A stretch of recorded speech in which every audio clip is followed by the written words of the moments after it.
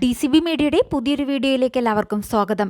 ക്ഷേമ പെൻഷനുമായി ബന്ധപ്പെട്ട് വന്നിരിക്കുന്ന പ്രധാനപ്പെട്ട ഇൻഫോർമേഷനുകളാണ് നിങ്ങളുമായി ഷെയർ ചെയ്യുന്നത്.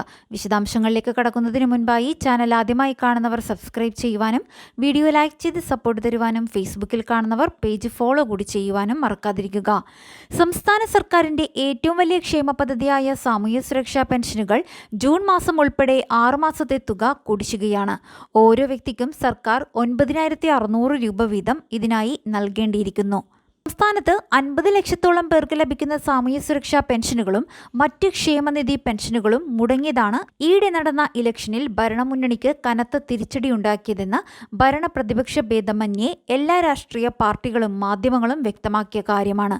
എന്നാൽ കനത്ത തോൽവി സംബന്ധിച്ചതിന് പിന്നാലെ കുടിശ്ശിക ക്ഷേമ പെൻഷൻ ഉടൻ കൊടുക്കുമെന്നും ജൂൺ മുതൽ ക്ഷേമ പെൻഷൻ വിതരണം കൃത്യമായി നടക്കുമെന്നും മുഖ്യമന്ത്രിയും വ്യക്തമാക്കിയിരുന്നു.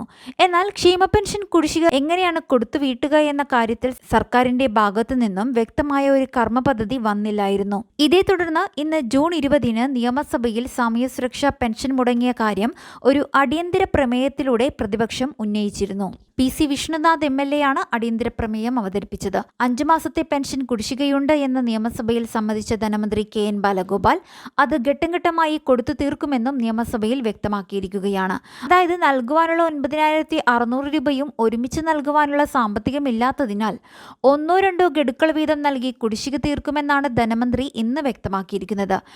കഴിഞ്ഞ 2 ബജറ്റ് അവതരിപ്പിച്ചപ്പോഴും ഏപ്രിൽ മാസം മുതൽ കൃത്യമായി ക്ഷേമ പെൻഷൻ വിതരണം ചെയ്യുമെന്നറിയിച്ച ധനമന്ത്രിക്ക് അത് പ്രാവർത്തികമാക്കുവാൻ കഴിഞ്ഞിരുന്നില്ല. മാത്രമല്ല ഇപ്പോൾ 5 മാസത്തെ കുടിശ്ശികയുമായിരിക്കുകയാണ്. തിരഞ്ഞെടുപ്പിൽ കനത്ത തോൽവി സംഭവിച്ചതോടെ ഇനി എല്ലാ മാസവും 1 മാസത്തെ പെൻഷൻ തുകയായ 1,600 രൂപയെങ്കിലും നൽകുവാനുള്ള ഒരു നടപടിക്രമത്തിലേക്കാണ് സർക്കാർ കടന്നിരിക്കുന്നത്. അതിനിടയ്ക്ക് സർക്കാരിന് ഫണ്ട് ലഭിക്കുന്ന മുറയ്ക്ക് കുടിശ്ശികയായിരിക്കുന്ന പെൻഷനിൽ 1 ഗഡു കൂടി ചേർത്ത് 3,200 രൂപ വീതം ചില മാസങ്ങളിൽ നൽകി ഘട്ടം ഘട്ടമായി കുടിശ്ശിക തീർക്കും. ജൂൺ മാസത്തിലെ വിതരണം അടുത്ത ആഴ്ച അവസാനത്തോടെ ഉണ്ടാകുമെന്നാണ് സൂചനകൾ. സംസ്ഥാന സർക്കാർ ജൂൺ മാസത്തിൽ 2,000 കോടി കടമെടുത്തിട്ടുണ്ട്. കൂടാതെ കേന്ദ്ര സർക്കാരിൽ നിന്നും അധിക നികുതി വിഹിതമായി 2,600 കോടിയും പ്രതീക്ഷിക്കാതെ ലഭിച്ചിട്ടുണ്ട്. ഈ മാസത്തിൽ ഇനിയും സർക്കാർ റിസർവ് ബാങ്ക് വഴി കടമെടുക്കുന്നുണ്ടോ എന്ന് അടുത്ത ചൊവ്വാഴ്ചയെ അറിയുവാൻ കഴിയൂ.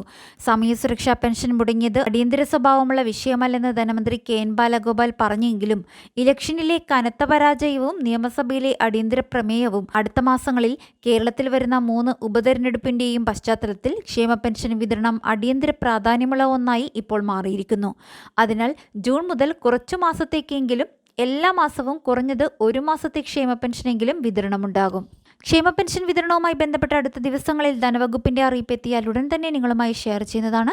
മറ്റുള്ളവർക്ക് കൂടി ഇൻഫോർമേഷൻ ഷെയർ ചെയ്ത് നൽകുക. മറ്റൊരു വീഡിയോയുമായി വീണ്ടും കാണാം.